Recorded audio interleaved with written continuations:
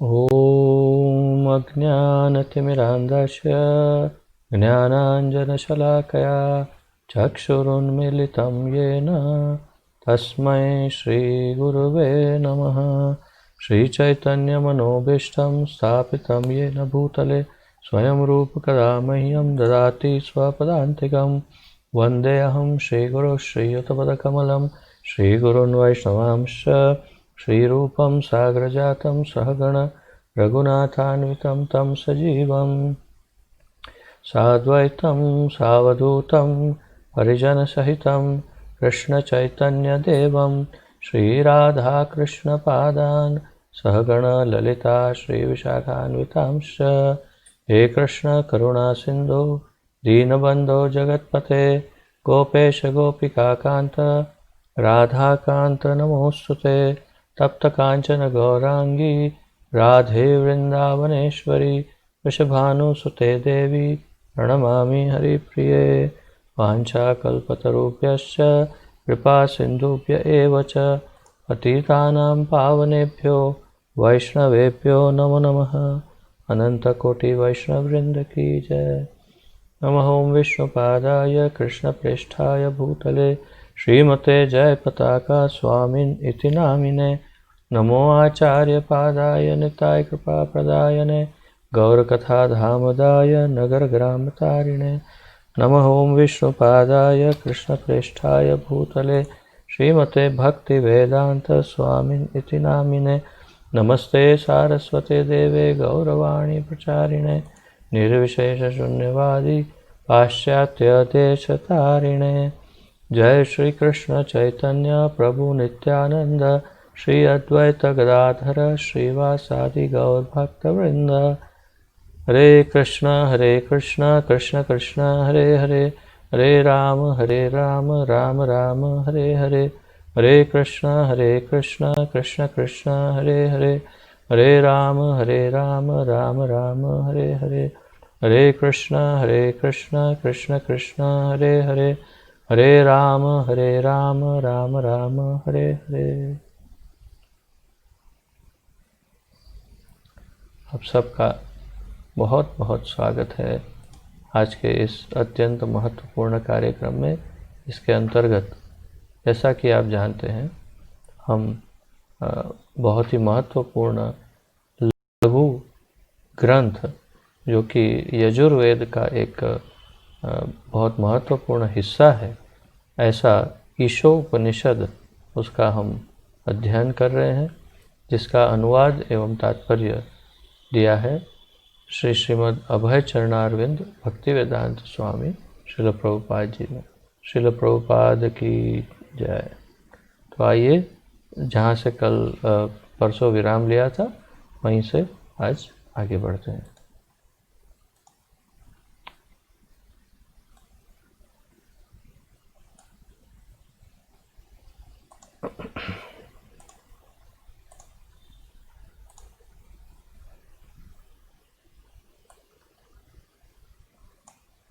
तो हमने पिछली बार ईश स्तुति की चर्चा की थी, आरंभ की थी, और आज हम इसे उसी चर्चा को आगे बढ़ाएंगे। तो जैसे कि आप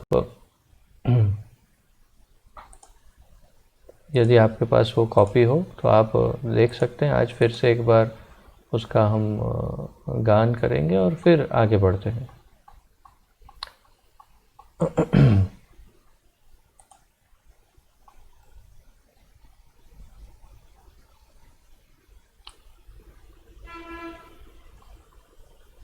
श्री ईशोपनिषद ईश स्तुति। ओम पूर्णमदः पूर्णमिदं पूर्णात् पूर्णमुदच्यते पूर्णस्य पूर्णमादाय पूर्णमेवावशिष्यते। ओम पूर्णमदः पूर्णम इदं पूर्णात् पूर्णम् उदच्यते पूर्णस्य पूर्णम् आदाय पूर्णम एवा अवशिष्यते। और इसका अनुवाद है,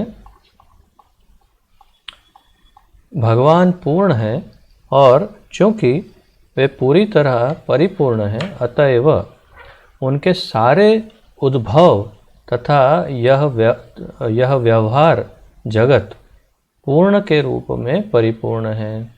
पूर्ण से जो कुछ उत्पन्न होता है वह भी अपने में पूर्ण होता है। क्योंकि वे संपूर्ण है, अतएव उनसे यद्यपि न जाने कितनी पूर्ण इकाइयाँ उद्भूत होती है, तो भी वे पूर्ण रहते हैं। तो हमने इस बात को बहुत ही भली भांति हमने चर्चित किया था कि वास्तव में जैसे शून्य में से शून्य यदि निकालो तो भी शून्य बाकी रहता है, पूर्ण शून्य, और शून्य में यदि शून्य मिलाओ तो भी वो शून्य पूर्ण ही रहता है। तो ये सब चर्चा के साथ हमने आरंभ किया था इसका तात्पर्य का पठन, और जहाँ विराम लिया था वहीं से आज आगे बढ़ते हैं। परम पूर्ण भगवान में अनंत शक्तियाँ होती है।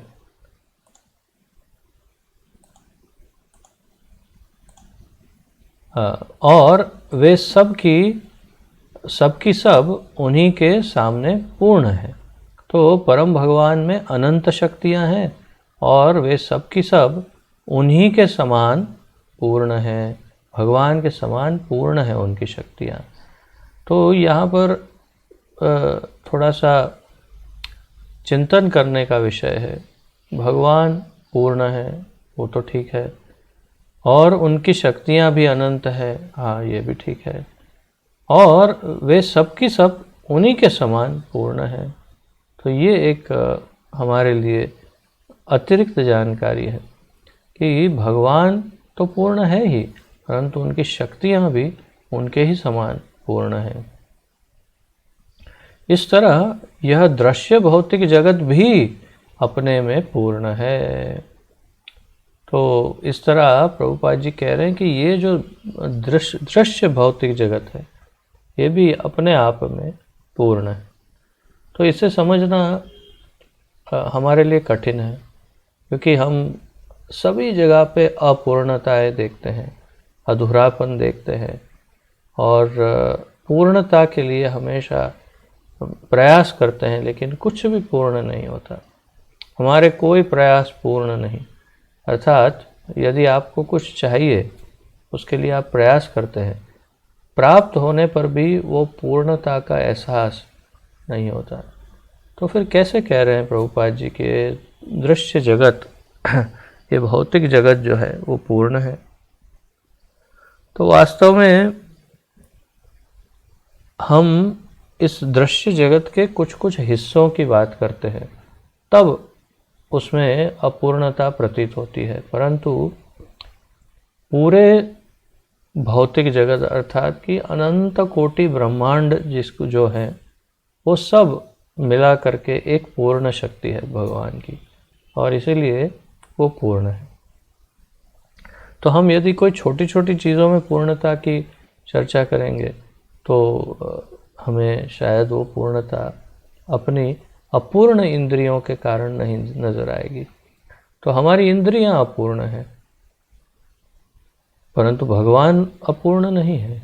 तो हमारी अपूर्ण इंद्रियों से हम अंग्रेजी में कहते हैं एनालाइज करते हैं, अर्थात कि उसका निष्कर्ष निकालने का प्रयास करते हैं कि ये, तो इसीलिए हम फेल होते हैं और पूर्ण को नहीं समझ सकते।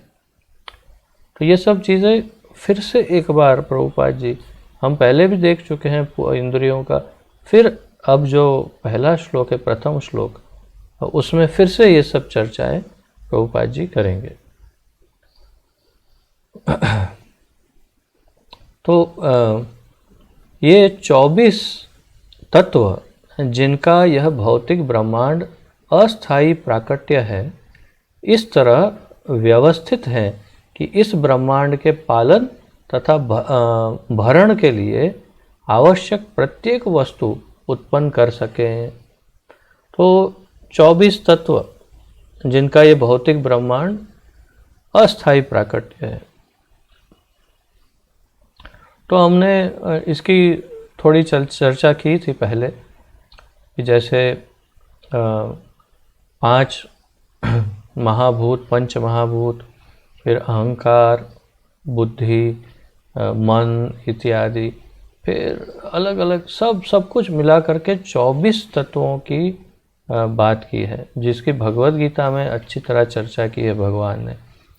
तो उन 24 तत्वों को मिला करके पूरा जगत जो है निर्मित है। वास्तव में तो भौतिक रूप से तो केवल 5 ही तत्वों से बना है, परंतु भौतिक और आध्यात्मिक दोनों मिलाकर के 24 तत्वों में से पूर्ण रचना हुई है। ये 24 तत्व जिनका यह भौतिक ब्रह्मांड अस्थाई प्राकट्य है, इस तरह व्यवस्थित हैं कि इस ब्रह्मांड के पालन तथा भरण के लिए आवश्यक प्रत्येक वस्तु उत्पन्न कर सकें। तो उन सभी 24 तत्वों से इस ब्रह्मांड के, पूरे ब्रह्मांड के भरण पोषण के लिए जो कुछ भी आवश्यक है, सब कुछ इन 24 तत्वों के अंदर से प्राप्त हो सकता है। मुझे स्मरण होता है कि हम जब छोटे थे तो एक डॉक्टर के पास जाते थे, और ये फैमिली डॉक्टर जिसे बोलते हैं, और ये क्या बोलते हैं, बहुत बड़ी डिग्री वाले नहीं, MBBS किए हुए सामान्य डॉक्टर होते हैं। तो उन दिनों ऐसे डॉक्टर के पास ही लगभग सब जाते। तो हम उनके पास जाते तो जो भी तकलीफ़ हो उनके पास दवाई रहती थी। कभी बहुत कम, कभी ही बाहर से लिख के देते थे। आजकल तो पूरा अलग ट्रेंड चल रहा है, बाहर की दवाइयाँ ज़्यादा, लेकिन वो उनके पास 24 डब्बे अर्थात मैं ऐसे कह रहा हूँ, जैसे 24 तत्व वैसे 24 डब्बे लगे रहते थे। तो उसी 24 डब्बों में से वो अपनी दवाई निकाल के बना के देते, चाहे कोई भी बीमारी क्यों ना हो, सब बीमारियों की दवा उन 24 डब्बों में रहती थी। तो तात्पर्य ये है कि आप उनको कैसे कॉम्बिनेशन कैसे करना, कौन से डब्बे के साथ मिला करके दवाई देना, वो भली भांति जानते थे, जिसकी वजह से बीमारी चली जाए। तो भगवान ने भी ऐसे ही किया है, एक फैमिली डॉक्टर की तरह अपने 24 डब्बों में से जो इस ब्रह्मांड को चलाने के लिए जो भी चाहिए, वो उन 24 डब्बों से निकाल के दे देते हैं, और चल रहा है ब्रह्मांड। तो ब्रह्मांड का पालन करने के लिए इसकी किसी अन्य इकाई को बाह्य प्रयास करने की आवश्यकता नहीं है। तो ब्रह्मांड का पालन करने के लिए फिर और कोई बाहर से हेल्प कर लेने की, या कुछ और मंगवाने की, अरे तत्व कम पड़ गया, लाओ थोड़ा यहाँ से मंगवाना पड़ेगा, ऐसा कोई ज़रूरत नहीं पड़ती। सब कुछ पर्याप्त मात्रा में 24 तत्वों से प्राप्त हो जाता है। ब्रह्मांड अपने निजी काल माप के अनुसार कार्य करता है, जो पूर्ण की शक्ति द्वारा व्यवस्थित किया गया है। ब्रह्मांड कैसे कार्य करता है? निजी काल माप के अनुसार। काल अर्थात समय, और माप अर्थात उसका मेजरमेंट या माप। तो आप सब जानते हैं, आप सब तो बिजनेसमैन हैं, माप किसे कहते हैं। तो माप ही तो बहुत महत्वपूर्ण होता है। अगर आपके स्वर्ण आभूषण बनाने में यदि माप में थोड़ा इधर उधर हो गया तो नुकसान हो सकता है। तो तात्पर्य, और गहना टूट भी सकता है अगर स्वर्ण अधिक आ गया, या कुछ कमी हुई, या कुछ हुआ, तो ऐसे हो सकता है। तो तात्पर्य क्या है कि आपको प्रत्येक वस्तु में माप की बहुत ही परम आवश्यकता होती है, उचित माप। तो सबसे पहली बात यह है कि यहाँ पर भगवान प्रभुपाद जी बता रहे हैं कि ब्रह्मांड अपने निजी काल माप के अनुसार कार्य करता है, जो पूर्ण की शक्ति द्वारा व्यवस्थित किया गया है। तो पहले से पूरा का पूरा प्लान पहले से तैयार है। ऐसा नहीं है कि प्लान बाद में कुछ चेंज हुआ या फिर नहीं नहीं एक मिनट ये इसमें कुछ खामी है, कुछ बदली करो। ब्रह्मांड की रचना के समय से ब्रह्मांड के विलीन होने तक का पूरा मास्टर प्लान तैयार होता है और वो सब काल माप के अनुसार चलता है। टाइम सेट है पूरा और उस सेट टाइम के अनुसार बिना परिवर्तन के सब कुछ चलता है। और इसीलिए कहा कि निजी काल माप के अनुसार कार्य करता है, जो पूर्ण की शक्ति द्वारा व्यवस्थित किया गया है। तो पूर्ण कौन है? अब देखिएगा कि बहुत ही कम यहाँ पर प्रभुपाद जी डायरेक्ट कृष्ण का नाम लेते हैं, क्योंकि ईशोपनिषद नहीं नाम लेता तो फिर प्रभुपाद जी बारंबार कैसे नाम ले सकते हैं। तो इसलिए वे भी पूर्ण की शक्ति ऐसे करें, लेकिन वास्तव में कृष्ण की शक्ति या भगवान की शक्ति से। तो ये सब कुछ पूर्ण की शक्ति से व्यवस्थित किया गया है। और जब वह काल अवधि पूरी हो जाती है तो यह अस्थिर अभिव्यक्ति संपूर्ण की पूर्ण व्यवस्था से विनष्ट हो जाती है। जब समय समाप्त तो सब कुछ समाप्त। बस सिंपल फॉर्मूला। सबका जो नियंता है वो वास्तव में काल है। काल समय काल अवधि पूरी हो जाती है तो यह अस्थिर अभिव्यक्ति संपूर्ण की पूर्ण व्यवस्था से विनष्ट हो जाती है। अस्थिर अभिव्यक्ति, ये सब कुछ इसे प्रभुपाद जी अस्थिर अभिव्यक्ति कह रहे हैं, अर्थात ये वास्तविकता नहीं है। और संपूर्ण की पूर्ण व्यवस्था से, संपूर्ण की अर्थात भगवान की पूर्ण व्यवस्था अर्थात परफेक्ट व्यवस्था से, उनके बनाए मास्टर प्लान से सब अपने निर्धारित समय पर विनष्ट हो जाता है। सब अपने प्लान से चलता है। क्योंकि देखिए जैसे कि कोई बड़ी कंपनी में कोई मशीन चल रहा हो और जब सब सेट हो और फिर वहाँ पर मशीन को चालू करके उसका जो कंट्रोलर है वो बोलता है कि अब मैं क्या है कि कल रात को मुझे नींद नहीं आई थी, मैं आज थोड़ा 2 घंटा सो लेता हूँ। तो मैंने मशीन चालू कर दिया है, सब सेटिंग कर दिया है, अब 2 घंटे बाद मैं उठूँगा तब चेक करूँगा। तो वो मशीन ऑन करके सेटिंग सब करके फिर सो जाता है और 2 घंटे बाद आता है तो सही मशीन चल रही है, उसका समय हुआ स्विच बंद कर दिया बस। तो भगवान ने भी ऐसे ही किया। उन्होंने कहा अरे ये माया का सब ठीक है, चलो माइक जगत बनने दो, ब्रह्मांड निकलने दो, मैं अभी सो जाता हूँ, मैं पूरा प्लान बना करके दे देता हूँ और ये अपने आप चलता रहेगा और मैं थोड़ी देर योग निद्रा में सो जाता हूँ। तो भगवान योग निद्रा में सो जाते हैं और ये जगत अपने आप निर्धारित प्लान के अनुसार कार्य करता है। उसमें फिर भगवान कोई हस्तक्षेप नहीं करते। कई बार हमें लगता है कि भगवान ऐसा क्यों करते हैं, या तो भगवान ऐसा क्यों नहीं कर सकते। भगवान के पास 2 ही कार्य है, अपने भक्तों को आनंद देना और उनको तकलीफ़ों से निकालना, और या तो फिर योग निद्रा के साथ आराम करना, और कुछ नहीं। उनके पास और कोई न तस्य कार्यम करणम च विद्यते, उनके पास करने लायक कोई काम है ही नहीं। शास्त्र कहते हैं उनके पास कोई ऐसा काम नहीं जो उनको करना है। तो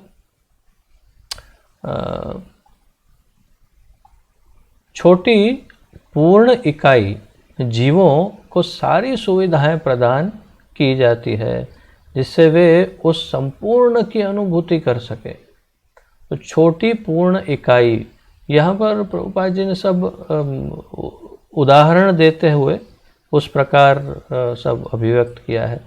तो जैसे कोई बड़ी इंडस्ट्री या मशीन कुछ हो उसमें कोई या फिर कोई छोटा सा मशीन, इस प्रकार। तो छोटी पूर्ण इकाइयों अर्थात कि जीवात्माओं को सारी सुविधाएं प्रदान की जाती है जिससे वे उस संपूर्ण की अनुभूति कर सकें। तो हम जीवात्माओं को विशेष रूप से जब हम मनुष्य शरीर में आ जाते हैं, तब हम तो कई शरीर बदलते हैं, परंतु जब हम मनुष्य शरीर में आ जाते हैं तो हमें बहुत सारी सुविधाएं सब दे दी जाती है। तो ये सुविधाएं क्यों मिलती है? सुविधाएं सिर्फ और सिर्फ इसलिए मिलती है ताकि हम भगवान का साक्षात्कार कर सकें, उनके बारे में ज्ञान प्राप्त कर सकें और अंत में अंततोगत्वा शुद्ध प्रेमा भक्ति योग के साथ उनकी प्रेमा भक्तिमय सेवा में जुड़ सके। अंतिम ध्येय क्या है? शुद्ध प्रेमा भक्ति के साथ उनकी प्रेम भक्तिमय सेवा में जुड़ना, ये अंतिम ध्येय है जीवात्मा का। तो ये सब हो सके इसीलिए तो ये सब कुछ हमें सुविधाएं दी जाती हैं। और सुविधाएं किसको नहीं मिलती? किसे बहुत तकलीफ भोगनी पड़ती है, किन्हें बहुत कष्ट झेलने पड़ते हैं? दो व्यक्तियों को, दो नहीं वास्तव में एक ही, कि जिनको भगवान में कोई रुचि नहीं है, वो चाहे किसी भी अवस्था में क्यों ना हो, उन्हें तकलीफ बहुत भोगनी पड़ती। कुछ वो ये इन व्यवस्थाओं से कोई लाभ नहीं कर सकते। जैसे उदाहरण, एक बहुत ही अत्यंत धनाढ़ व्यक्ति है, उसके घर में उनका एक पुत्र है। तो उसका पुत्र जब तक वो संपूर्ण एक पुरुष बन नहीं जाता तब तक कितनी सारी व्यवस्थाओं सुविधाओं का आनंद लेता है। और उसका पिता, जिसने गधे की तरह मजदूरी करके इतनी दौलत को जमा किया है, वो उसे भोगने के लिए उसके पास एक क्षण भी नहीं है। बस सुबह जल्दी सुबह निकल जाए घर से और रात को देर से आए, न खाने का ठिकाना, न अपना परिवार का चेहरा देख पाता है, न कुछ भोग पाता है सुख सुविधा। और जब आता भी है तो ये जो सुविधा बनाई उसने, एक बड़ा महल बनाया, कितने एसी लगाए घर में, क्या किया, नौकर चाकर, तो एक ही बात, वही बिजनेस का टेंशन कि अब कल क्या करेंगे। तो अरे ये सब बनाया किसके लिए? तो भाई हमारा ध्येय तो इंद्रिय तृप्ति है, तो हम कैसे भोग सकते हैं? परंतु ऐसे घर में अगर कोई भक्त जीव जन्म ले लेता है तो उस भक्त जीव को बहुत अच्छी सुविधा प्राप्त होती है, जहाँ पर वो अपनी भक्ति को आगे बढ़ा सकता है और सब सुविधाओं का आवश्यकता अनुसार भोग भी कर सकता है और अपनी भक्ति को, योग को आगे बढ़ा सकता है। तो तात्पर्य यह है कि ये सुविधाएं क्यों मिलती हैं? तो प्रभुपाद जी कहते हैं, छोटी पूर्ण इकाइयों अर्थात कि जीवात्माओं को सारी सुविधाएं प्रदान की जाती है जिससे वे उस संपूर्ण की अनुभूति कर सकें। तो हम संपूर्ण की अनुभूति कर सके इसलिए हमें ये सब दिया जाता है। संपूर्ण के अधूरे ज्ञान के कारण ही अपूर्णता के सारे रूपों का अनुभव होता है। संपूर्ण का अधूरा ज्ञान जो हो, उसी के कारण अपूर्णता के सारे रूपों का अनुभव होता है।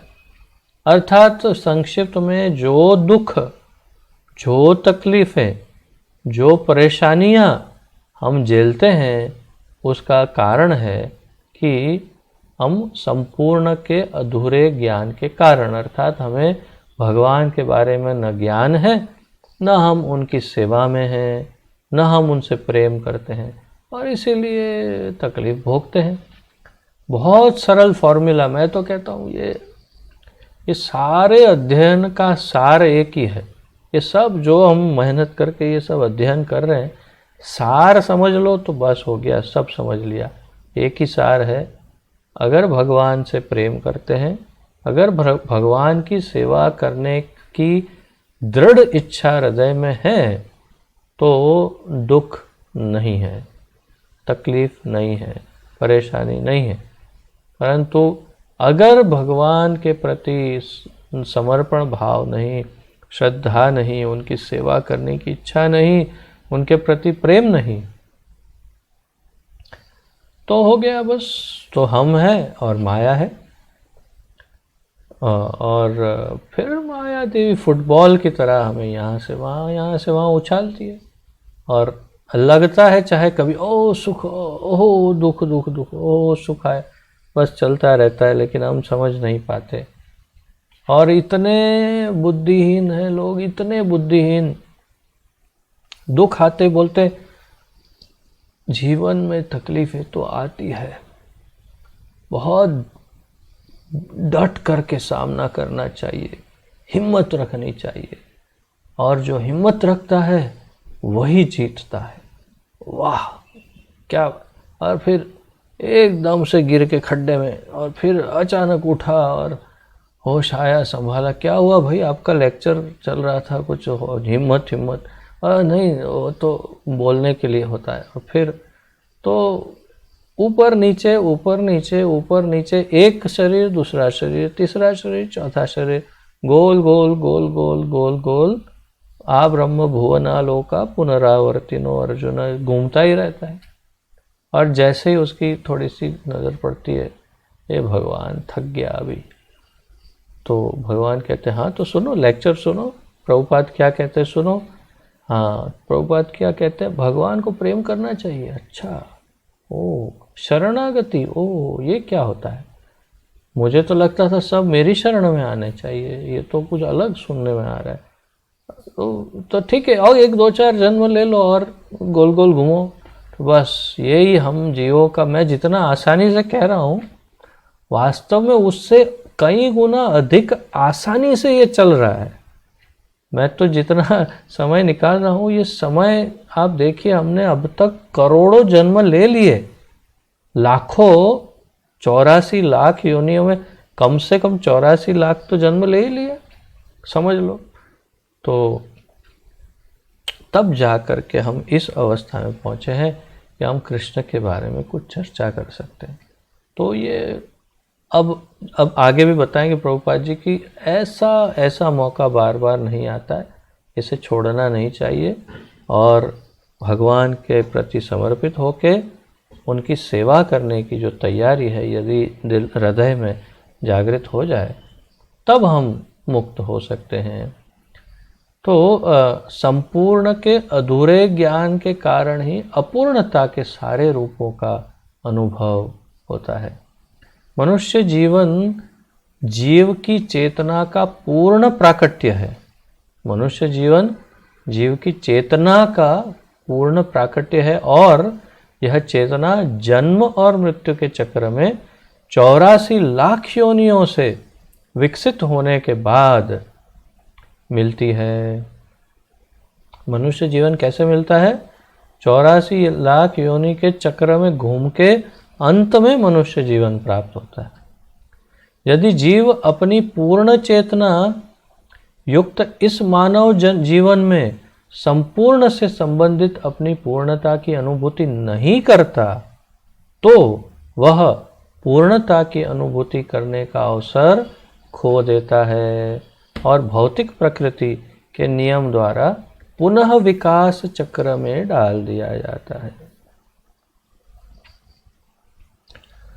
तो बहुत महत्वपूर्ण है ये एक once in life time chance है।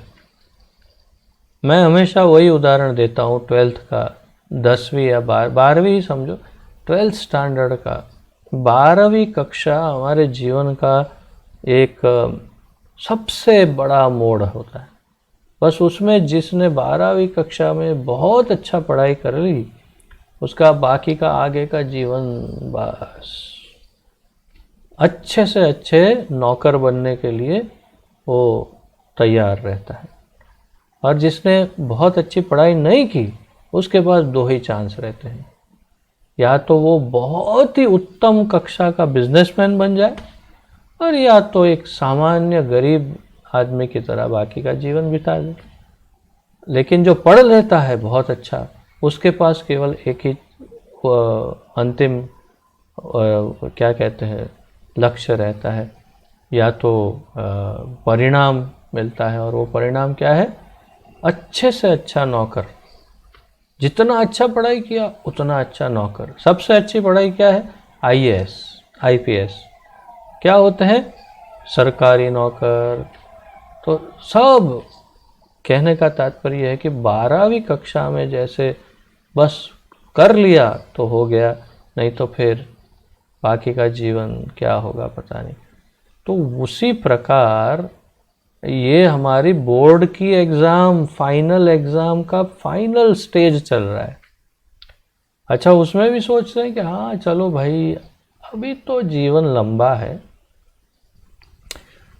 बहुत भजन करने के लिए बहुत समय है, करेंगे भजन करते रहेंगे, उसमें क्या बहुत बड़ी बात है, करेंगे ठीक है, हरे कृष्ण जप लेते हैं, उसमें क्या है, परंतु समय है हमारे पास, अभी तो बहुत काम करने। अच्छा,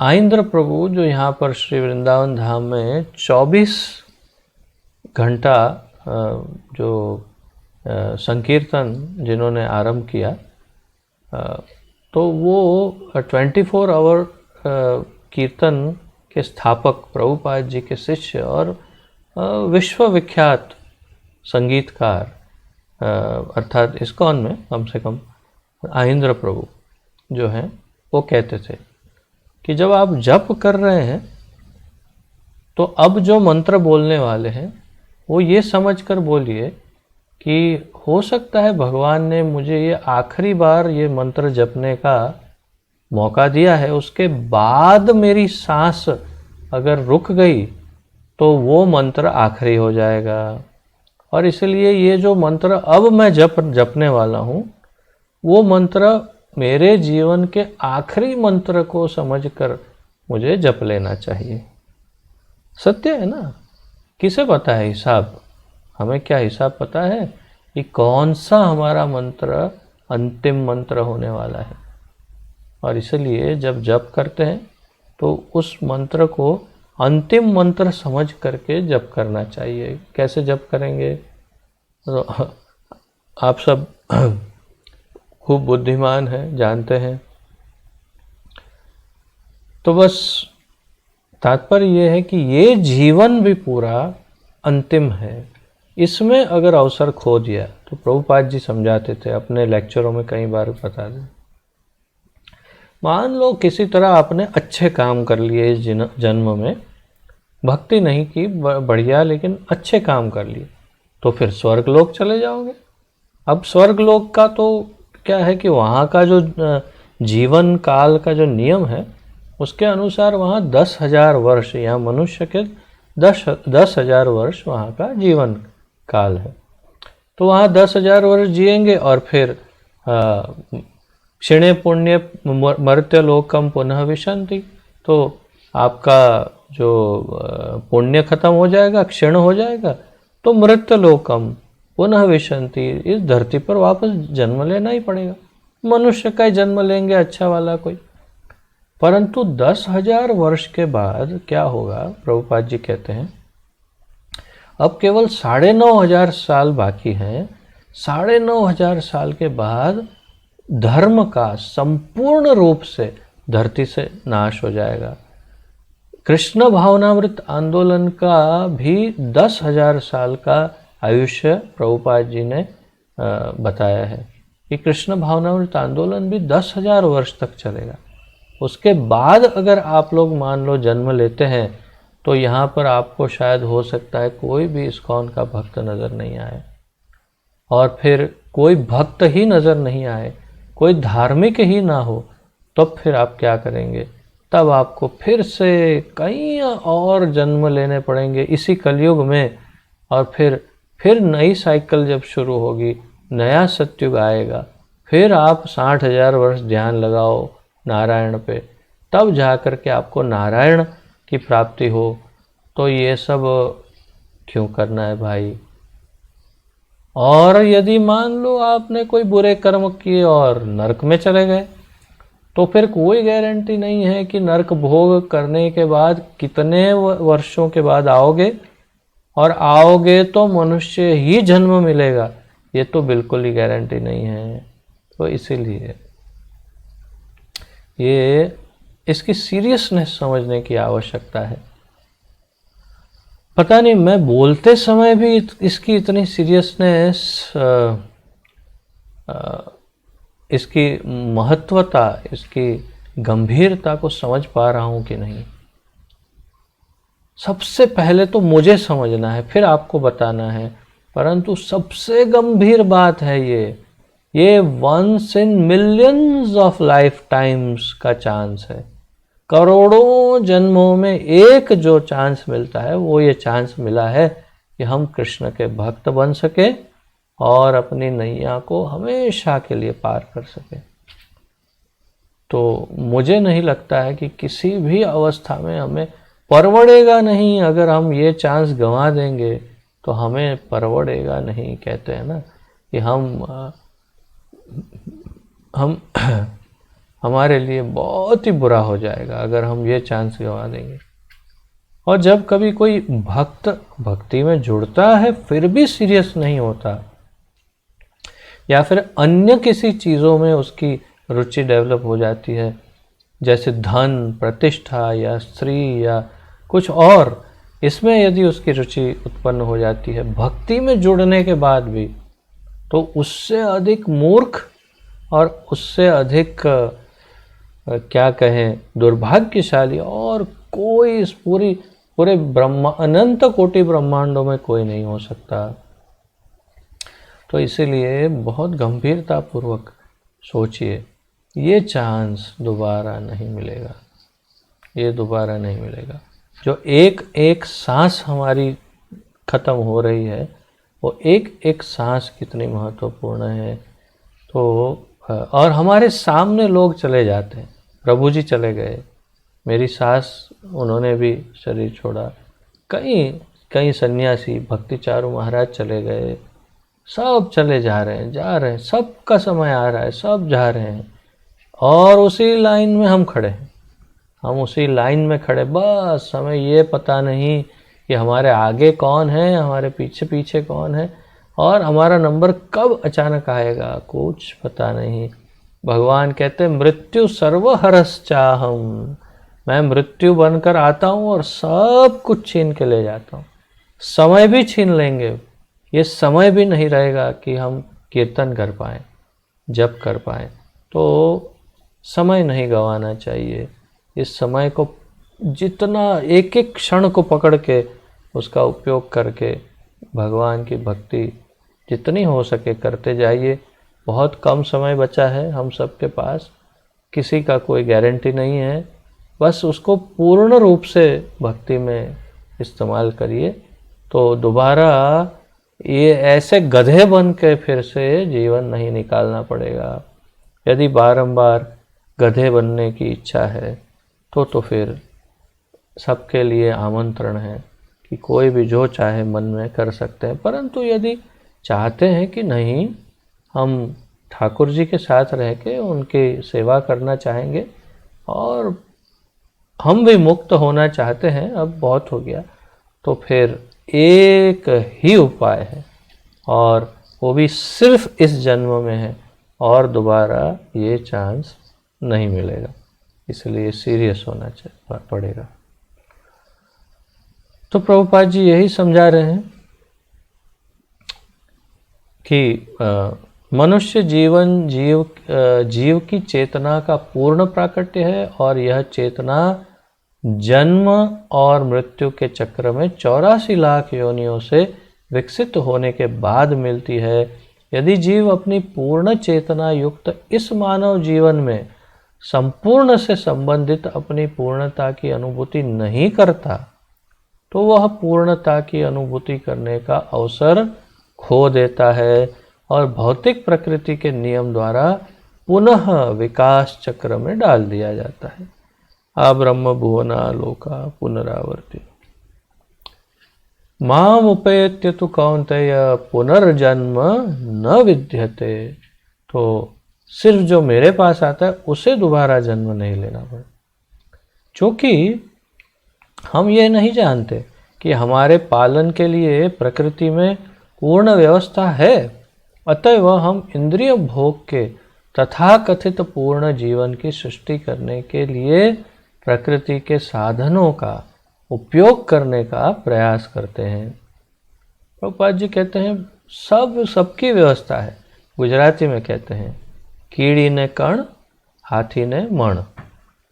एक छोटी चींटी जो है उसको अपना जो दाना चाहिए वो मिल जाता है, और हाथी जो है उसको कितने मन के मन अर्थात कितने केजी, हजारों केजी खाना चाहिए वो सब मिल जाता है। एक हाथी नहीं, लाखों हाथियों को। कौन दे रहा है भाई, कौन दे रहा है? व्यवस्था किसने की है?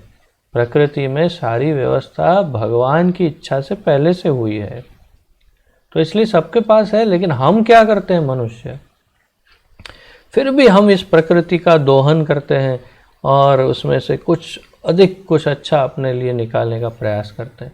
सब है, सबके लिए सब रखा है, केवल वेदों की आज्ञा के अनुसार जीवन जीना है बस। चूँकि जीव संपूर्ण से संबद्ध हुए बिना इंद्रिय जीवन का भोग नहीं कर सकता, अतएव इंद्रिय भोग का भ्रमयुक्त जीवन मोह माना जाता है। शरीर का हाथ, यह बहुत सुंदर अब उदाहरण के साथ समझाएंगे प्रभुपाद जी, बहुत अच्छा उदाहरण है। शरीर का हाथ तभी तक पूर्ण इकाई है जब तक वह संपूर्ण शरीर में संलग्न रहता है। जैसे एक मशीन है, मशीन के अंदर का एक मुख्य हिस्सा जो है वो तब तक उस मशीन में बहुत महत्वपूर्ण होता है जब तक वो मशीन के अंदर रहता है। अगर वो टूट के मशीन से गिर जाता है वो हिस्सा, तो मशीन बंद हो जाता है और वो हिस्से की कोई वैल्यू नहीं रहती। जैसे शरीर है हमारा, शरीर में हमारा ये हाथ है, ये हाथ बहुत बढ़िया सब काम कर रहा है और शरीर का हिस्सा है, वो एक शरीर ही माना जा रहा है, पूर्ण इकाई अर्थात पूरा एक ही है। परंतु अगर ये कोई भी, अगर मान लो हाथ काट करके शरीर में से अलग करके रख दिया सामने, वही हाथ है, सेम हाथ, कोई अंतर नहीं, परंतु बिल्कुल निरर्थक होता है वो हाथ, कोई काम का नहीं। बल्कि उस हाथ से डर लगता है, अरे ये क्या है, ये किसका हाथ है, ओहो अरे भाई तुम तो इसी हाथ को पकड़ते थे, बहुत ऐसे प्यार करते थे, क्या हुआ ये हाथ, अरे नहीं नहीं ये तो कैसा डरावना है, क्या किसी का कट के हाथ पड़ा। क्यों भाई, ये बहुत काम करता है ये हाथ, अरे करता था अभी क्या काम करे, कचरे में जाएगा, कोई फायदा नहीं। तो उसी प्रकार जैसे शरीर से अलग होने के बाद हाथ की कोई महत्वता नहीं रहती, तो जब हाथ को शरीर से काटकर अलग कर दिया जाता है तो वह हाथ की तरह प्रतीत होता है, लेकिन वस्तुतः उसमें हाथ की एक भी शक्ति नहीं रहती, हाथ का कोई कार्य वो फिर कर नहीं सकता।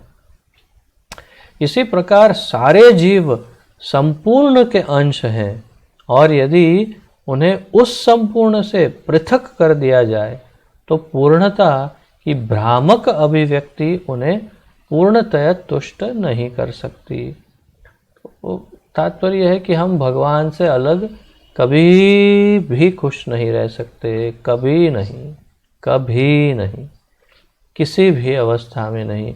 यदि हमें प्रसन्न रहना है, खुश रहना है, तो भगवान के साथ ही रहना एकमात्र उपाय है, अन्यथा हम सुखी नहीं रह सकते, खुश आनंद में प्रसन्न संतुष्ट नहीं रह सकते। मनुष्य जीवन को पूर्णता की अनुभूति तभी हो सकती है जब वह उस संपूर्ण की सेवा में लग जाए। अब धीरे से प्रभुपाद जी भक्ति के तरफ स्टीयरिंग घुमा रहे हैं और कह रहे हैं कि हाँ, जब कब होगा, पूर्णता की अनुभूति कब होगी, संतुष्टि कब मिलेगी, प्रसन्नता आनंद कब मिलेगा? कब? जब हम उस संपूर्ण की सेवा में लग जाएं। इस संसार की सारी सेवाएं, चाहे वह सामाजिक, राजनैतिक, सांप्रदायिक, अंतर्राष्ट्रीय हो या अंतर्ग्रहीय भी हो, तब तक अपूर्ण बनी रहेगी जब तक उन्हें संपूर्ण के साथ संबंध न कर दिया जाए। तो प्रभुपाद जी कहना चाहते हैं कि कोई भी सेवा कर रहे हो आप, समाज सेवा, राष्ट्र की सेवा, अपने परिवार की सेवा, अपने कुत्ते बिल्लियों की सेवा, या कोई भी कैसी भी सेवा, सांप्रदायिक सेवा, कुछ भी, परंतु यदि इन सेवाओं को, अपने जीवन को यदि केंद्र में कृष्ण को यदि नहीं रखा हुआ है, भगवान को, उस परम को, पूर्ण को यदि नहीं रखा हुआ है केंद्र में, तो ये सारी सेवाएं विफल है। इन सेवाओं का कोई लाभ नहीं और उससे कोई संतुष्टि भी प्राप्त नहीं होगी और पूर्णता प्राप्त नहीं होगी। तो अर्थात हम फिर भी, हमारे हृदय में एक दुख, अधूरापन, कुछ न कुछ महसूस होता रहेगा। परंतु ये यदि कृष्ण को केंद्र में रखकर किया जाए, तब हम संतुष्ट हो सकते हैं। प्रभुपाद जी बताना चाहते हैं, इस संसार की सारी सेवाएं, तो ये तो हमने पढ़ा, जब प्रत्येक वस्तु संपूर्ण से जुड़ जाती है तो उससे संलग्न सारे अंश भी अपने में पूर्ण हो जाते हैं। जब प्रत्येक वस्तु संपूर्ण से जुड़ जाती है तो उससे संलग्न सारे अंश भी अपने में पूर्ण हो जाते हैं। तो जैसे एक मशीन है बहुत बड़ा, उस मशीन में बहुत सारे नट बोल्ट लगे रहते हैं और उसमें से एक नट या बोल्ट जो कहो निकल के गिर जाता है। तो जब वहाँ से झाड़ू निकालते हैं तो नट को देख करके झाड़ू वाला उसको कचरे में फेंक देता है, कोई वैल्यू नहीं है, क्या है, गिर गया, दूसरा लग जाएगा, बाहर मार्केट से नया ले आएंगे, अच्छा लगा देंगे। और जो नट उसके अंदर लगा है मशीन में, तो उसे क्या कहा जाता है, अरे ये मशीन देखी कितनी सुंदर है, अच्छी चल रही मशीन। कोई ये नहीं कहता अरे ये नट, वो नट, ये बोल्ट, ये वो देखा, नहीं, पूरे को मशीन ही कहा जाता है और पूरी मशीन अच्छे से चल रही होती है। और जैसे ही वो नट गिर गया, अरे वो क्या है, खराब नट होगा, गिर गया है, फेंको इसको कचरे में, नया लाए। तात्पर्य यह है कि यदि हम भगवान की सेवा में नहीं है तो हम किसी भी अवस्था में न हमारी पहचान है, न आनंद है, न खुशी है, न संतुष्टि है, कुछ नहीं है। जो कुछ भी है, हमारी प्रसन्नता भगवान की सेवा में ही है। बस ये नियम ही है। हम जीव तत्व तटस्था शक्ति निर्मित ही इसलिए हुई है कि हम भगवान की सेवा करें। नहीं करेंगे तो सुखी नहीं रहेंगे, नहीं हो सकते, संभव ही नहीं है। तो ये था ईश स्तुति का अध्ययन। अब हम आज से प्रथम मंत्र से आरंभ करते हैं। समय तो है काफ़ी। Can you get me some water?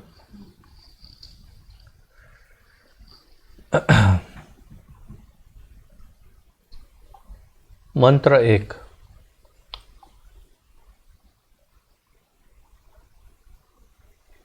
और ये मंत्र जैसे मैंने वो कहा, ओम पूर्णमदः पूर्णमिदम्, उसे भी कंठस्थ करना चाहिए और इस मंत्र को भी कंठस्थ करने जैसा है, बहुत ही महत्वपूर्ण है। मुझे स्मरण है एक बार श्री श्रीमद राधानाथ महाराज जी यहाँ अहमदाबाद पधारे थे। उनकी जो पुस्तक है द जर्नी होम, उसका अनावरण था यहाँ गुजराती में। तो यहाँ पर उन्होंने करवाया था वो अनावरण। तो तब नरेंद्र मोदी जी हमारे मुख्यमंत्री हुआ करते थे, उनको आमंत्रण दिया था, निमंत्रण। तो स्वाभाविक है उनको स्टेज पर मतलब उन्हें बोलने के लिए कहा गया। तो नरेंद्र मोदी जी ने जब अपना वक्तव्य दिया तो वक्तव्य में उन्होंने इस श्लोक को कंठस्थ बोला था उन्होंने, और फिर उससे अपना वक्तव्य आरंभ किया है। तो वे इस श्लोक के ऊपर उन्होंने अपना वक्तव्य का आधार रखा। तो देखिए ये और दूसरी जगहों पे मैंने कहीं पे अतिरिक्त तो यहाँ प्रभुपाद की पुस्तक में नहीं, इंटरनेट पे मैं पढ़ भी रहा था कि ईशोपनिषद एक ऐसा ग्रंथ है जिसे हर अध्यात्मवादी उसका अध्ययन करता है। वो मायावादी हो तो भी, वो निर्विशेषवादी हो तो भी, और भक्त हो, वैष्णव हो तो भी, सब इसका अध्ययन करते हैं। इसमें सबके लिए जो भी उनको चाहिए वो सब ज्ञान इसमें दिया हुआ है।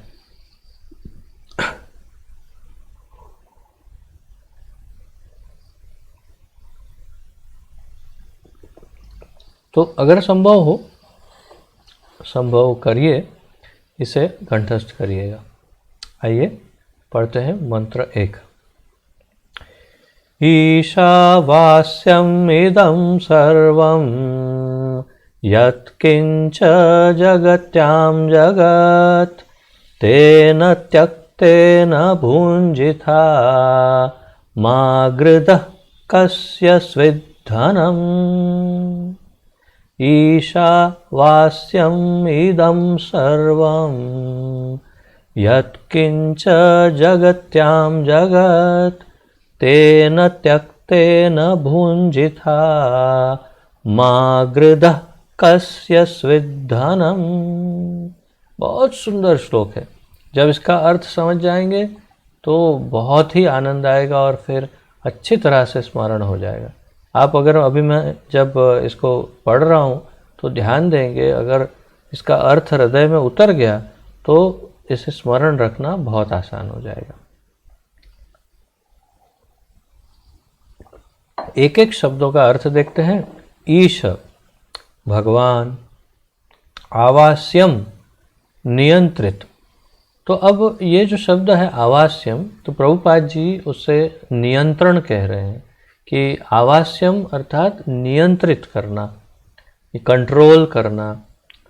परंतु कुछ अन्य हमारे ही कुछ आचार्यों का ऐसा मत है कि आवास्यम का अर्थ ऐसे भी कर सकते हैं, जैसे आवास। आवास एक सामान्य शब्द है जो हिंदी में, गुजराती में भी इस्तेमाल होता है। आवास का अर्थ है घर या निवास स्थान या प्रॉपर्टी। तो ईश आवास्यम इदम सर्वम, तो ये सब प्रॉपर्टी भगवान की है।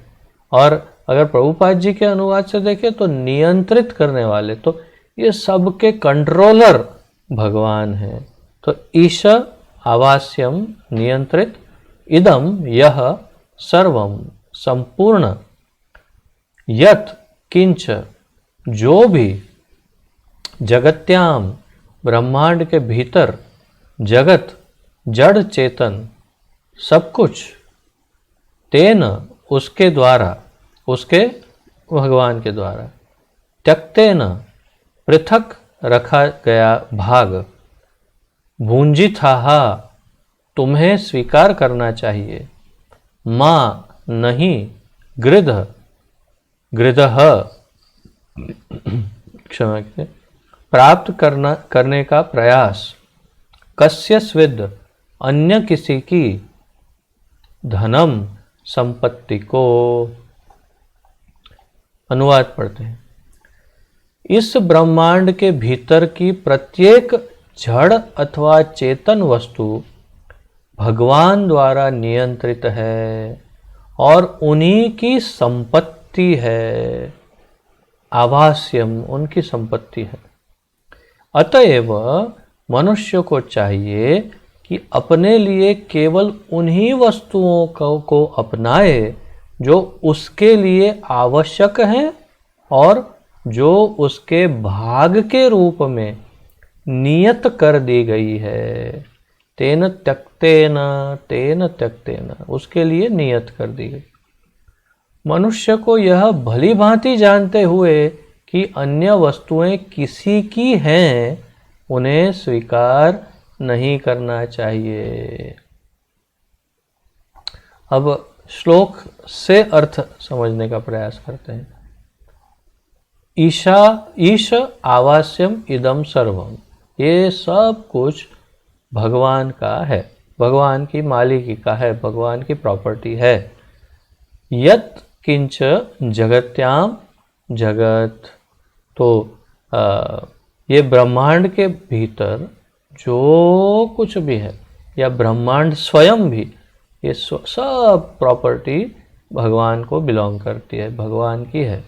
तो दृश्य जगत का सब कुछ भगवान का है। और फिर कहते तेन त्यक्तेन भूंजिथा, तो स्वीकार करो, भूंजिथा अर्थात स्वीकार करो। किसको? तेन त्यक्तेन, जो उसने छोड़ दिया है। त्यक्ता अर्थात छोड़ा हुआ, परंतु वास्तव में यहाँ उसका अर्थ है कि तुम्हारे लिए जो उन्होंने छोड़ा है, अर्थात कि तुम्हारे लिए, हम जीवों के लिए जो भगवान ने व्यवस्था की है, ये तुम्हारा है, ये ले लो, उतना हमें लेना चाहिए। मा गृदः कस्य स्विद धनम, दूसरों का धन छीनने की कोशिश मत करो, दूसरे की प्रॉपर्टी पर नज़र मत डालो। तो यहाँ इसका गुह्य रहस्य ये है कि जो भगवान ने तुम्हें दिया है वो लो, जो भगवान ने तुम्हें नहीं दिया वो भगवान की प्रॉपर्टी है, उसे छीनने की कोशिश मत करो। कई वर्षों पूर्व मैं लोगों से कहता था, कर्मों के सिद्धांत के बारे में चर्चा होती थी, तो मैं कहता था कि कई लोग कहते हैं बहुत मेहनत, कई लोग क्या, भौतिक जगत में सब यही कहते हैं, बहुत मेहनत करेंगे जो बहुत, तो एक दिन फल मिलेगा। और सब तो चलो क्या होगा भाई, बहुत सारा धन आ जाएगा या बहुत सारा वैभव आ जाएगा, हो सकता है, असंभव नहीं है। परंतु याद रखो कि तुम्हारे भाग्य में जितना था उतना तुम्हें मिलना ही था, परंतु तुमने ज़्यादा ले लिया है। ज़्यादा लिया है तो तुम चोर हो, क्योंकि वो तुम्हारे लिए छोड़ा नहीं गया था।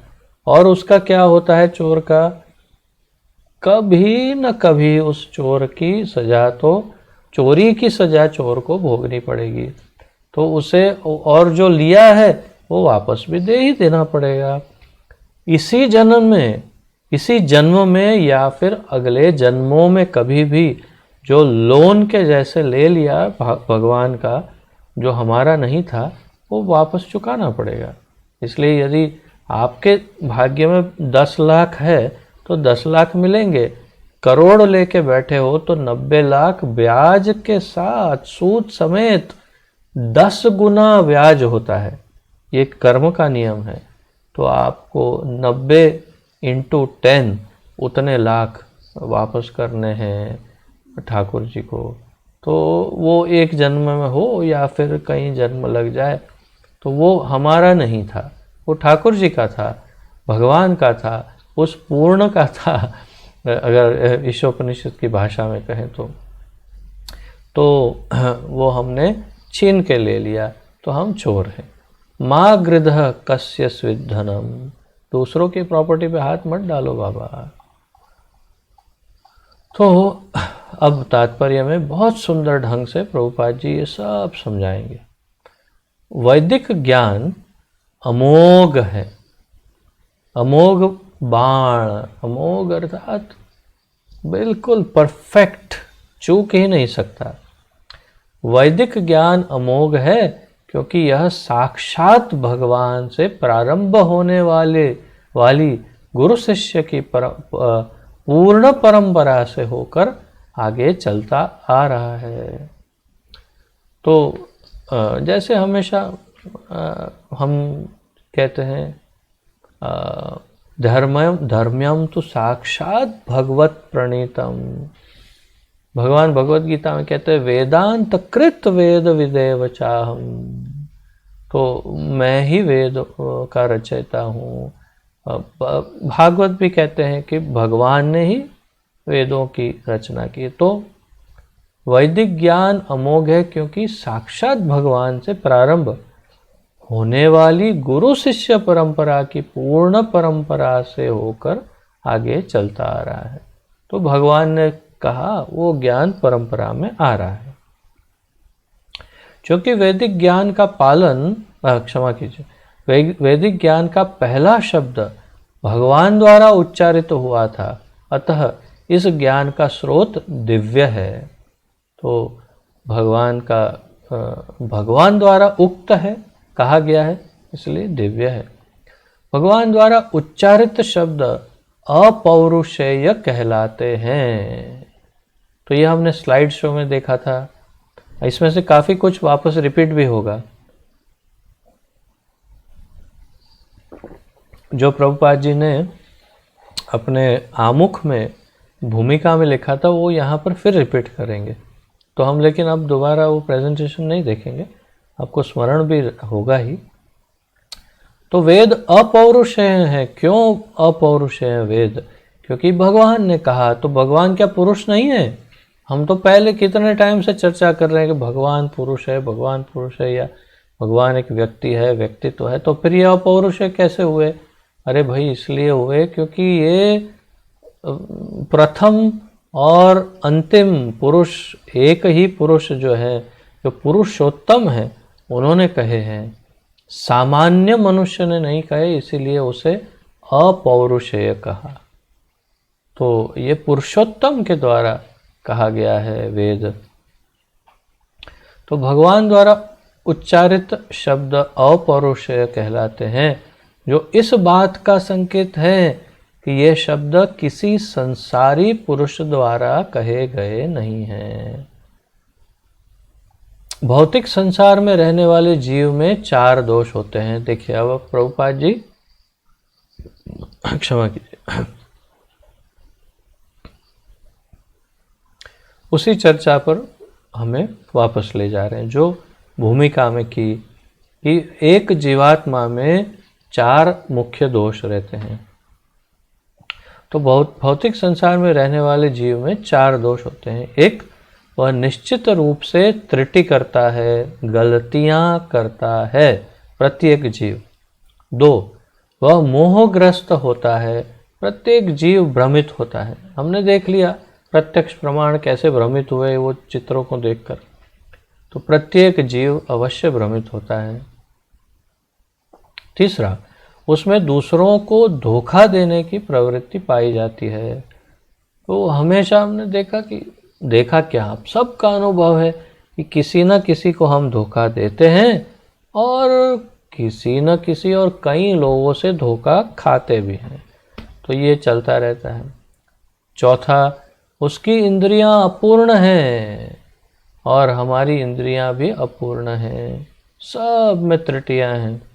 तो इन 4 दोषों के कारण अब प्रभुपाद जी समझाए कि इन 4 अपूर्णताओं से युक्त मनुष्य पूर्ण ज्ञान की जानकारी नहीं दे सकता। वेद ऐसे अपूर्ण प्राणी द्वारा तैयार नहीं हुए थे। वेद ऐसे अपूर्ण प्राणी द्वारा तैयार नहीं हुए थे। मैं आज इंटरनेट पे ऐसे ही पढ़ रहा था यजुर्वेद के बारे में। तो विकिपीडिया नाम का एक बहुत प्रचलित ज्ञान का स्रोत है इंटरनेट पे। पहले के ज़माने में एनसाइक्लोपीडिया कहते थे, अब ये इंटरनेट का ज़माना है तो उसे विकिपीडिया कहते हैं। तो इस विकिपीडिया में यजुर्वेद का ज्ञान दिया है, अर्थात उसका परिचय। तो उसमें लिखा है कितने 12,000 नहीं 1200 कुछ 12वीं सदी की बात है या ऐसी कुछ बात, या ऐसा ही कुछ। तो अर्थात पिछले कुछ 2-4 हजार वर्ष की बात कर रहे हो कि पिछले 2000 वर्ष पूर्व ये वेद प्राप्त हुआ, उससे पूर्व का उसका कोई अता पता नहीं है।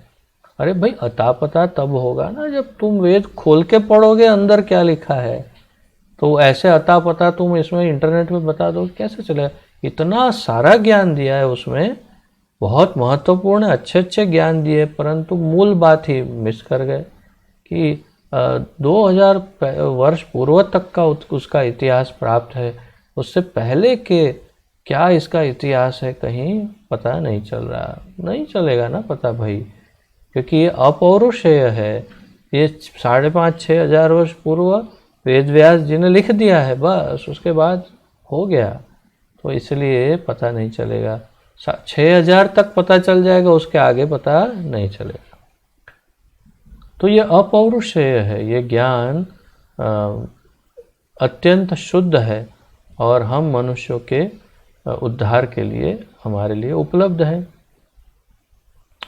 तो वेद ऐसे अपूर्ण प्राणी द्वारा तैयार नहीं हुए थे, तो कोई मनुष्यों ने नहीं बनाए वेद। जबकि उसमें लिखा है विकिपीडिया में कि वो ये मनुष्य ने लिखा या उन्होंने लिखा, इसने किया, ये किया ऐसे, लेकिन वो अधूरा ज्ञान है, वो पूर्ण ज्ञान नहीं, शुद्ध ज्ञान नहीं। वैदिक ज्ञान सर्वप्रथम भगवान द्वारा आदि जीव ब्रह्मा के हृदय में प्रदान किया गया था। हमने पढ़ा भगवत ये ब्रह्म संहिता के समय हमने पढ़ा, और मैंने आपको भागवत का पहला श्लोक जो है वो भी पढ़ के सुनाया। उसी में लिखा है तेने ब्रह्म हृदय आदि कवये। तो सबसे पहले ब्रह्मा जी के हृदय से ये ज्ञान आया, और उन्होंने इस ज्ञान को आगे अपने पुत्रों तथा शिष्यों में प्रसारित किया। ब्रह्मा जी ने जो इस ज्ञान को अनादिकाल से हस्तांतरित करते चले आ रहे हैं। तो वेद व्यास जी के, क्षमा कीजिए, ब्रह्मा जी के, क्षमा कीजिए, ब्रह्मा जी के उन्होंने अपने पुत्रों को दिया। पुत्रों कौन? नारद मुनि, फिर 4 कुमार, और उनके जो जो भी पुत्र हैं उन सब पुत्रों को उन्होंने वेदों का ज्ञान दिया, और वे सब उसी ज्ञान का प्रसार कर रहे हैं। और वही ज्ञान अब हमारे हाथ में, जितना जिस प्रकार का जितना आ रहा है वो वहीं से आ रहा है, स्रोत वही है। तो अनादिकाल से हस्तांतरित कर रहे हैं, अर्थात अनादिकाल से ये एक दूसरे को दे रहे हैं। क्योंकि भगवान पूर्णम सब प्रकार से पूर्ण है, अतएव उन पर भौतिक प्रकृति के नियम लागू होने की संभावना नहीं है, क्योंकि वे उनके नियंत्रण में, कौन? वे उनके नियंत्रण में रहते हैं, अर्थात भौतिक नियम। लेकिन जीव तथा जड़ पदार्थ प्रकृति के नियमों द्वारा और अनंतिम रूप से भगवान की शक्ति द्वारा नियंत्रित होते हैं। हम में भगवान में एक ही अंतर मुख्य, भगवान सारे नियम को बनाते हैं और सारे नियम उनके अधीन हैं, और हम जीव उन नियमों के अधीन हैं। बस ये डिफरेंस है, बहुत बड़ा अंतर है।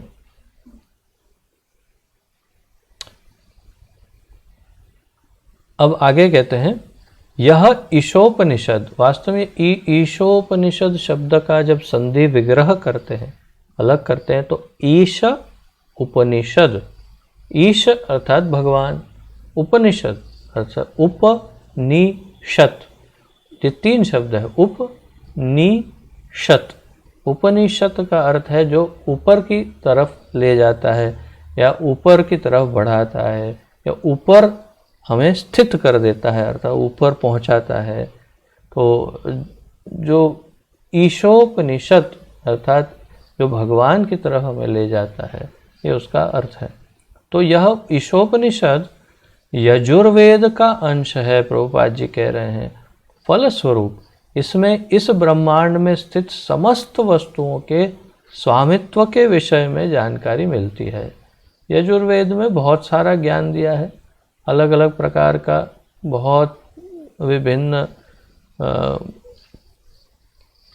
प्रकरण है अलग अलग। उसमें मुख्य 2 हिस्से बताए हैं, कृष्ण पक्ष और शुक्ल पक्ष, उसमें वेद में, ये यजुर्वेद में। इन डिटेल में जाने का कोई अर्थ नहीं है, परंतु इसमें जीवन को कैसे चलाना, उसके बहुत सारे नियम इसमें बताए हैं। उसमें बहुत सारे 5-6 से अधिक तो इसमें उपनिषद है यजुर्वेद में। ईशोपनिषद, कठोपनिषद, श्वेताश्वतर उपनिषद, ऐसे कई उपनिषद यजुर्वेद के ही हिस्से हैं। तो ये ईशोपनिषद यजुर्वेद का अंश है। फलस्वरूप इसमें इस ब्रह्मांड में स्थित समस्त वस्तुओं के स्वामित्व के विषय में जानकारी मिलती है। इस ब्रह्मांड की प्रत्येक वस्तु पर भगवान के स्वामित्व की पुष्टि भगवद गीता के 7वें अध्याय में हुई है, जिसमें परा तथा अपरा प्रकृति की विवेचना की गई है। 7वें अध्याय का 4था तथा 5वां श्लोक प्रभुपाद जी लिख रहे हैं। प्रभुपाद जी कहते हैं कि भगवान का स्वामित्व है सब पर, उसकी पुष्टि भगवद गीता के 7वें अध्याय के 4थे और 5वें श्लोक में की गई है। तो आप में से कई भक्त इसे जानते भी हैं और जानते होंगे ही, और या तो फिर मैं अभी कहूँगा तो तुरंत स्मरण भी हो जाएगा। 4था श्लोक है 7वें अध्याय का, भूमिरापो नलो वायुः खम मनो बुद्धिरेव च अहंकार इति यम में भिन्ना प्रकृति अष्टधा। और 5वां श्लोक क्या है,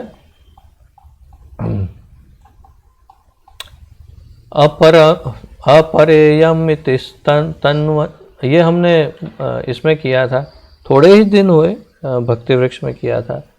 अपरेयम इतस्तन्व्य त्वन्याम प्रकृतिम विद्धि में पराम जीवभूतां महाबाहो ये इदं धार्यते जगत। ये इदं धार्यते जगत। तो इसे थोड़ा देखते हैं इस श्लोकों को। भूमिर आपो नलो अनलो वायु खम मनो बुद्धिर एवच अहंकार इति यम में भिन्ना प्रकृति अष्टधा। 8 मेरी 8 प्रकृति जो है वो अभी बताते हैं। तो वो कहते हैं भूमि, ये तो 5 पंच महाभूत और मन बुद्धि और अहंकार, ये 8 मेरी प्रकृति है।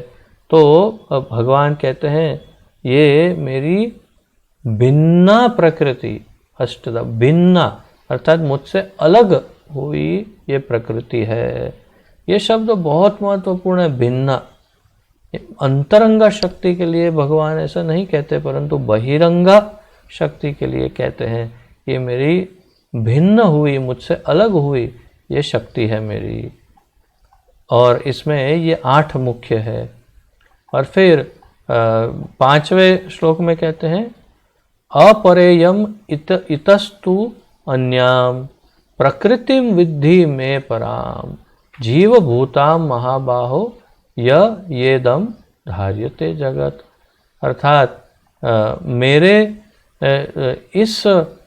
मेरी ये जो शक्ति है प्रकृति, उससे अतिरिक्त मेरी और एक अपरा शक्ति है जो इससे सुपीरियर, इससे उन्नत शक्ति है।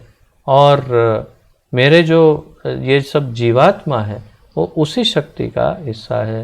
अर्थात भगवान यहाँ पर इस श्लोक में हम जीवों को भी अपरा शक्ति बता रहे हैं। अपरा इयम इतस्तु अन्याम। अपरा अर्थात मेरी अपरा शक्ति इयम, ये तो संक्षिप्त में अगर सार रूप में देखें तो हम जीवों को भी वे अपरा शक्ति कहते हैं और प्रकृति को पराशक्ति कहते हैं।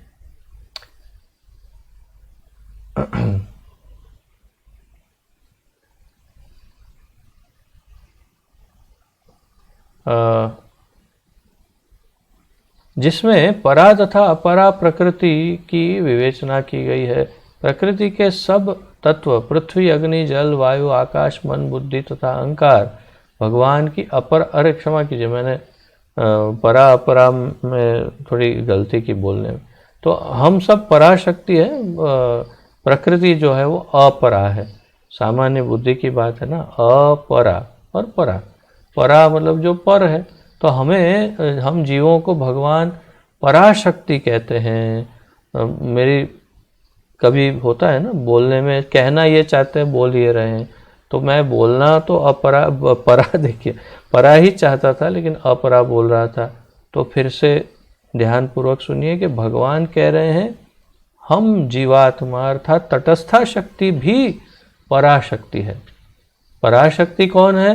राधा रानी, अंतरंगा शक्ति, आह्लादिनी शक्ति। पराशक्ति कौन है? राधा रानी। और जीवात्मा जो तटस्था शक्ति है वो भी पराशक्ति ही है, परंतु प्रकृति जो है भौतिक प्रकृति वो अपराशक्ति है भगवान की। और उसमें क्या क्या है? यही पृथ्वी, अग्नि, जल, वायु इत्यादि, ये भगवान की अपरा अर्थात भौतिक प्रकृति से संबंधित है, जबकि जीव अर्थात चेतन शक्ति परा प्रकृति है। तो हम जीवात्मा परा प्रकृति है। ये दोनों ही प्रकृतियाँ या शक्तियाँ भगवान से उद्भूत हैं, भगवान से उत्पन्न होती है शक्ति। अंततोगत्वा जो कुछ विद्यमान है उस सब के नियंता भगवान ही है। सब कुछ केवल भगवान ही उसे नियंत्रित करते हैं। जैसा कि इस श्लोक में बताया है, ईशावास्यम ईश आवास्यम इदम सर्वम। तो भगवान के कंट्रोल में सब कुछ है। ब्रह्मांड में ऐसी कोई वस्तु नहीं जिसका संबंध परा या अपरा प्रकृति से ना हो। इसलिए प्रत्येक वस्तु उस परम पुरुष की संपत्ति है। कोई भी वस्तु या तो परा से संबंधित है या अपरा से संबंधित है, उस दोनों के बीच की कोई वस्तु है ही नहीं। और भगवान की दोनों शक्ति है, परा और अपरा। इसलिए जो कुछ ब्रह्मांड में है वो सब भगवान का है। कितनी मेहनत करके सिद्ध कर रहे हैं प्रभुपाद जी कि सब भगवान का है। समय क्या हो रहा है? समय हो चुका है। हम मेरे ख्याल से यहाँ पर विराम ले लेते हैं और फिर ये तो काफ़ी लंबा इसका विवेचन है, बहुत आगे भी काफ़ी सारा कई पन्नों में प्रभुपाद जी समझा रहे हैं। तो हम कल इसका आगे यहाँ पर जारी रखेंगे जहाँ से आज विराम ले रहे हैं।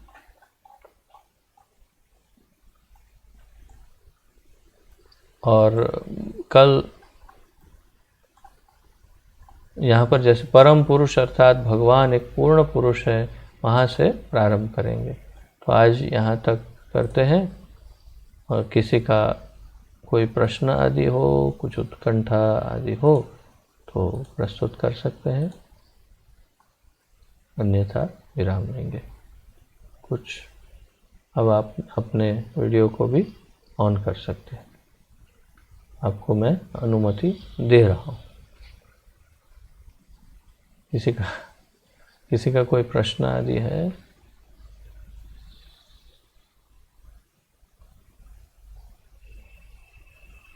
समझ में आ रहा है? बहुत ही सरल है वैसे तो, एकदम ईशावास्यम इदम सर्वम। सब कुछ भगवान का है।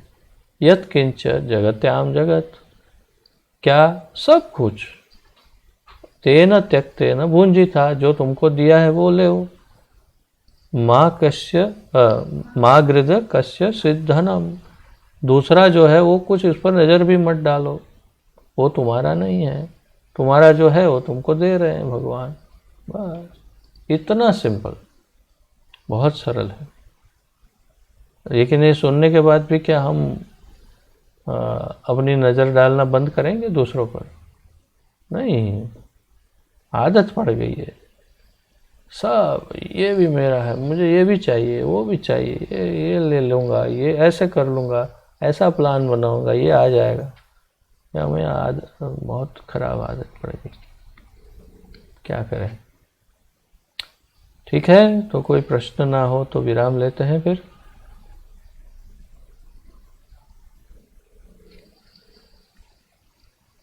हाँ माता जी, आपके पीछे बहुत स्ट्रांग लाइट है, तो आपका चेहरा या कुछ दिखाई नहीं दे रहा है।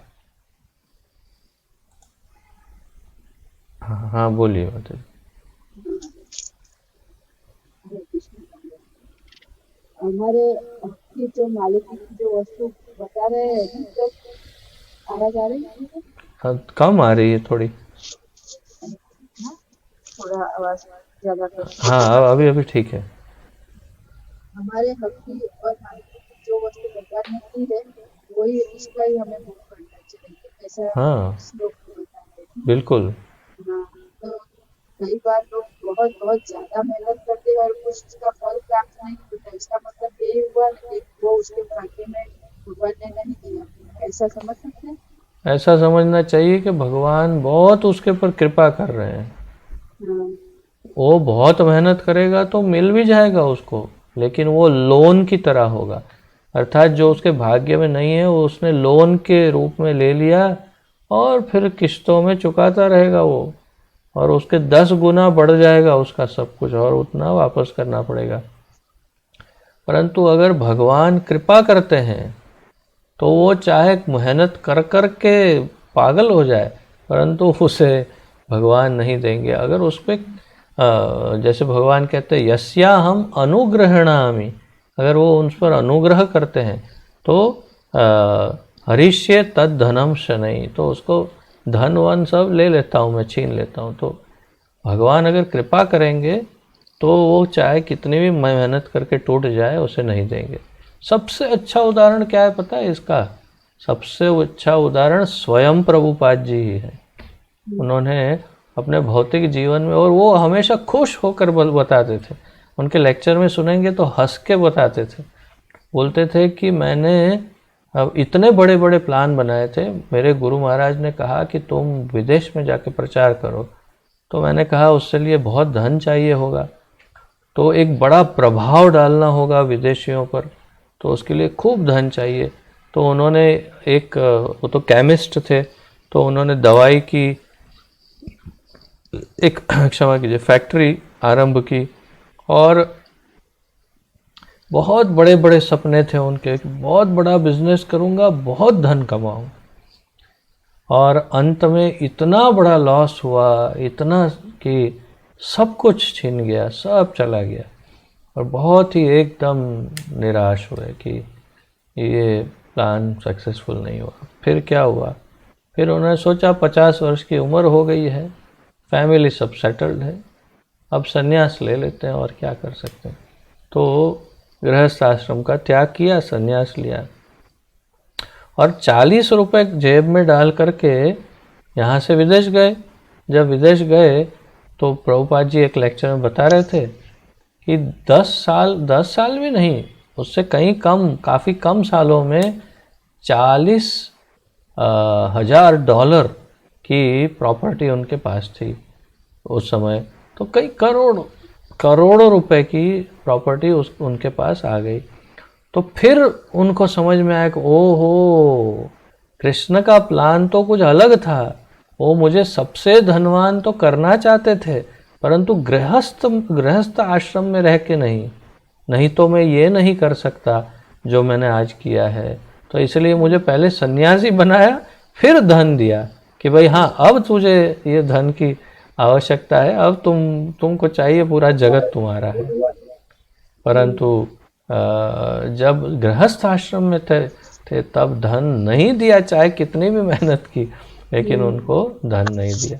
तो ये जिस पर कृपा है उसे नहीं देते, अन्यथा दे देते हैं कि हाँ ले ले, लोन ही है ना, तुझे तो चुकानी है, लोन ले जा, कोई बात नहीं। तो बहुत धनवान लोग आप देखते हैं कि धनवान होते हैं, कुछ समय के बाद बिल्कुल ज़ीरो पे आ जाते हैं, ये बात है। इसलिए तेन त्यक्तेन भुंजिथा, जितना अपने लिए है उतना ही लो बस। हाँ, सही बात। Thank you. थैंक यू माता जी। हरे कृष्णा। हरे कृष्ण। हाँ किसी, हाँ तापस प्रभु, क्या बात है, आज आवाज़ खुल रही है आपकी। हरे कृष्ण बाबू जी, दंडवत प्रणाम। जय श्री प्रभुपाद। जय जय। हरे कृष्ण बाबू जी, हम तो भौतिक जगत में भी इतना मूर्ख हो, मतलब भौतिक जगत में चलने का भी सही ढंग से अपने को पता नहीं है। जैसे कि अभी ईसा बोला या अपने लिए भगवान ने जो छोड़ा है वो लेना है, लेकिन हमको कैसा समझ में आएगा जी भाई बस इतना ही यथेष्ट है और इतना मेहनत इससे ऊपर नहीं है, वो उसका क्या कुछ लिमिटेड है ऐसा इसमें, ऐसे शास्त्र की? सामान्य बुद्धि की बात है कि वास्तव में जितना हमारा धर्म है उतना करना है। आपका धर्म है आपके परिवार का पालन करना, पोषण करना, तो उसके लिए क्या करना है, जितना हमारा जो बिजनेस चल रहा है और जो चल रहा है, नौकरी या जो कुछ भी, वो ऐसे ही चलते रहे। उसके अंदर कोई अतिरिक्त अर्थात कि बहुत ही विशेष कुछ पागलों की तरह कुछ मेहनत करके, अपना नींदों रातों की नींद खराब करके, अपना भजन खराब करके, अपना सब समय इधर का उधर करके एक्स्ट्रा मेहनत करने की आवश्यकता नहीं है। तो फिर ये तेन त्यक्तेन प्रिंसिपल ख़त्म हो जाएगा। अपने जैसे सुबह 9 से शाम को 5-6 बजे तक की जो नौकरी, या तो उतना समय का जो आपका व्यवसाय है, और जितना व्यवसाय में जितना प्रयास करना है, वह नहीं ये तो चाहिए ही, उसके लिए कुछ उल्टा किया, कुछ सीधा किया, अनैतिक किया, कुछ ये किया वो किया, लेकिन मुझे ये बिज़नेस चाहिए ही, मुझे ऑर्डर चाहिए, ये सब जो करते हैं वो करने के लिए मना किया। तेन त्यक्तेन भुंजिथा का अर्थ ये नहीं है कि आप बैठे रहो और आपके मुख में आके कि भगवान बोलेंगे मुंह खोल, आकर ले, हाँ ये तेरे लिए मैंने छोड़ा। तो इसके लिए संस्कृत में एक और बहुत बढ़िया श्लोक है जो हम स्कूल में भी हम पढ़ चुके हैं, नहीं सुप्तस्य सिंहस्य प्रविश्यन्ति मुखे मृगाः। सोए हुए शेर के मुख में हिरण आके प्रवेश नहीं करता है, महाराज मुंह खोलिए, मैं आपका खाना आपके मुंह में जा रहा हूँ, ऐसे नहीं होता है। वो मेहनत तो करनी पड़ती है। तो अर्थात जितना जरूरी है जीवन में बस उतना, अतिरिक्त तो मेहनत की आवश्यकता नहीं, एक्स्ट्रा लेबर की ज़रूरत नहीं, जितना दे दिया संतुष्ट हो जाओ और जीवन अपने आप चलता जाएगा। ठाकुर जी बहुत ख्याल रखते हैं। योगक्षेमम व्याहम्यहम की तो वो अर्जुन आचार्य की स्टोरी कितनी बड़ी कल लीलामृता ने बच्चों को बताई है। वो वीडियो की लिंक भी मैंने शेयर की है सभी ग्रुप में, आप सुन सकते हैं, हिंदी में बोल रही है वो।